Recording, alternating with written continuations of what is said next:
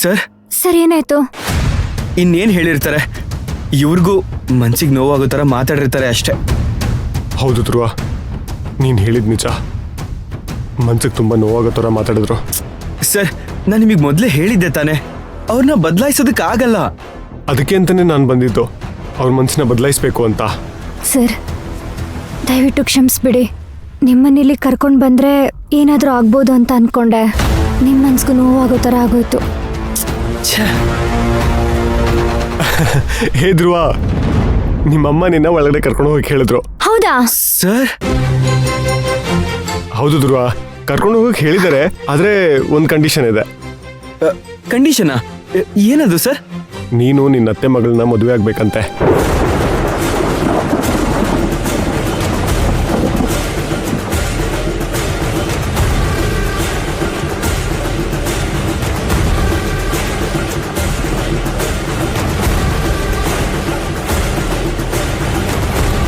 ಧ್ರುವ, ಬೇಜಾರು ಮಾಡ್ಕೋಬೇಡ, ಸದ್ಯಕ್ಕೆ ಒಪ್ಕೋ. ಆಮೇಲೆ ನಿನ್ನ ಅತ್ತೆ ಮಗಳ ಜೊತೆ ನಾನು ಮಾತಾಡ್ತೀನಿ. ಇಲ್ಲ ಸರ್, ನಂಗೆ ಯಾಕೋ ಇದು ಸರಿ ಅನ್ನಿಸ್ತಿಲ್ಲ. ಇದು ಬ್ಲ್ಯಾಕ್ ಮೇಲ್ ಅನ್ನಿಸ್ತಿದೆ. ನನಗಿದು ಖಂಡಿತವಾಗ್ಲೂ ಒಪ್ಪಿಗೆ ಇಲ್ಲ. ಕೋಪ ಮಾಡ್ಕೋಬೇಡ ಧ್ರುವ. ಸರ್ ಅವ್ರು ನಡ್ಕೋತಿರೋ ರೀತಿ ನೋಡಿದ್ರೆ ಕೋಪ ಬರ್ದೇ ಇರುತ್ತಾ ಸರ್? ಈ ಸಮಯದಲ್ಲಿ, ಈ ಸಂದರ್ಭದಲ್ಲಿ ನನ್ನ ಮದುವೆ, ನನ್ನ ಅತ್ತೆ ಮಗಳು, ಇವೆಲ್ಲ ಮಾತು ಬೇಕಿತ್ತಾ? ಅದನ್ನೇ ಯಾಕೆ ಏನು ಅಂತ ಯೋಚನೆ ಮಾಡ್ತಾ ನಿಂತ್ಕೊಂಡ್ರೆ ತಪ್ಪಾಗುತ್ತೆ. ಧ್ರುವ, ಬಾ ಒಳಗೆ ಹೋಗೋಣ. ಏನೂ ಆಗ್ತಿರೋ ರೀತಿ ನಾನು ನೋಡ್ಕೊತೀನಿ ಅಂತ ಹೇಳಿದ್ದೀನಲ್ವಾ.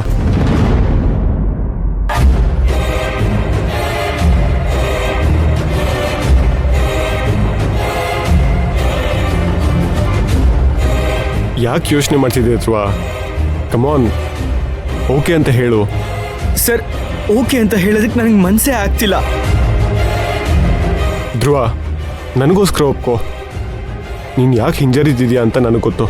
ಈಗೇನಾದರೂ ಒಪ್ಕೊಂಡ್ರೆ ನಿನ್ನ ಪ್ರೀತಿ ವಿಷಯಕ್ಕೆ ತೊಂದರೆ ಆಗುತ್ತೆ ಅಂತ ನಿನಗೆ ಭಯ ಅಲ್ವಾ?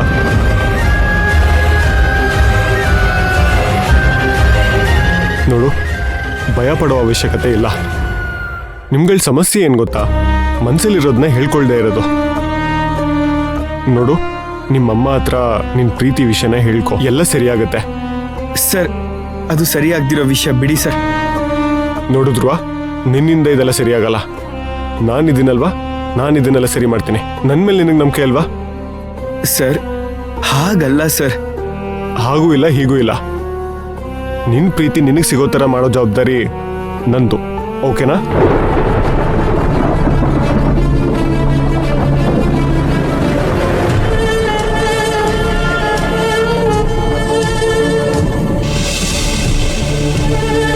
ಮೈನಾ, ಏನು ಯೋಚನೆ ಮಾಡ್ತಿದ್ಯಾ?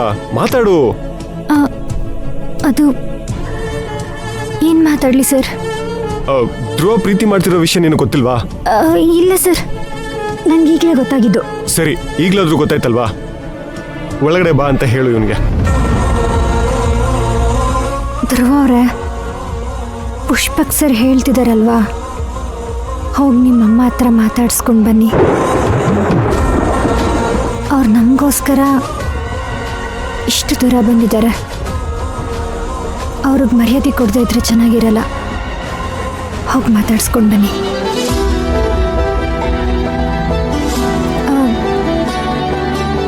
ಸದ್ಯಕ್ಕೆ ನಿಮ್ಮ ಅತ್ತೆ ಮಗಳನ್ನ ಮದುವೆ ಆಗ್ತೀನಿ ಅಂತ ಹೇಳಿ. ಮುಂದೆ ಏನಾದರೂ ಸಮಸ್ಯೆ ಆದರೆ ಆಮೇಲೆ ನೋಡ್ಕೊಳ್ಳೋಣ. ಹೋಗಿ ಬನ್ನಿ. ಧ್ರುವ, ನಾವಿಬ್ರು ಇಷ್ಟೇ ಹೇಳಿದ್ರು ನೀನು ಸುಮ್ಮನೆ ಇದೆಯಲ್ಲ. ನಿಂಗೆ ಹೀಗೆಲ್ಲ ಹೇಳಿದ್ರೆ ಆಗಲ್ಲ. ಬಾ ಧ್ರುವ. ಸರ್ ಬಾ.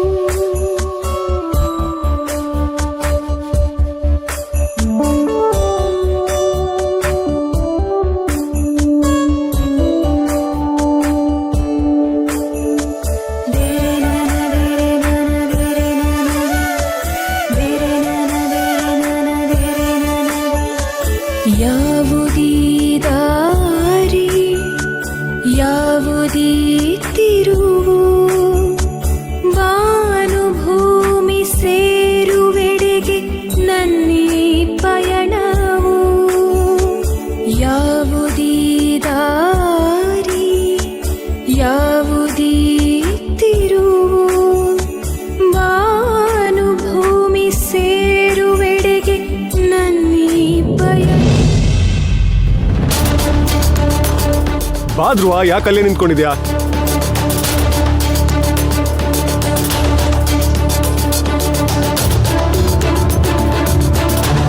ಅಮ್ಮ, ಧ್ರುವ ಬಂದಿದ್ದಾನೆ. ಮೊದ್ಲು ಅವ್ನ್ ನನ್ ಮಾತಿಗೆ ಒಪ್ಕೊಂಡಿದ್ದಾನ ಕೇಳು. ಅಮ್ಮ ಒಪ್ಕೊಂಡಿದ್ದಾನೆ. ನಾನದನ್ನ ಅವನ್ ಬಾಯಿಯಿಂದಾನೆ ಕೇಳ್ಬೇಕು. ಬಾ ಧ್ರುವ.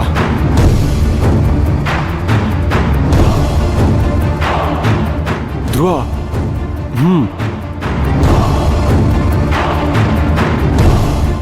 ನೀನ್ ಹೇಳಿರೋದಕ್ಕೆಲ್ಲ ನನ್ನ ಒಪ್ಪಿಗೆ ಇದೆ ಸರ್ಸು. ಇನ್ಮೇಲೆ ನೀನ್ ಹೇಳ್ದ ಹಾಗೆ ಮಾಡ್ತೀನಿ. ನಿಜವಾಗ್ಲೂ?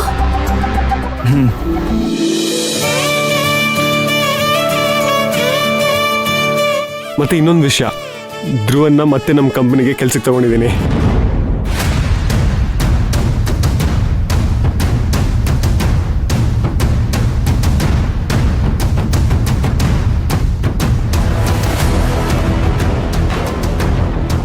ನೀವೇನು ಯೋಚನೆ ಮಾಡ್ತಿದ್ರ ಅಂತ ನನಗೆ ಗೊತ್ತು. ಮೈನಾ ಬಗ್ಗೆ ತಾನೆ. ಮೈನಾ ಧ್ರುವ ತುಂಬ ಒಳ್ಳೆ ಫ್ರೆಂಡ್ಸ್. ದಯವಿಟ್ಟು ತಪ್ಪಾಗಿ ತಿಳ್ಕೊಬೇಡಿ.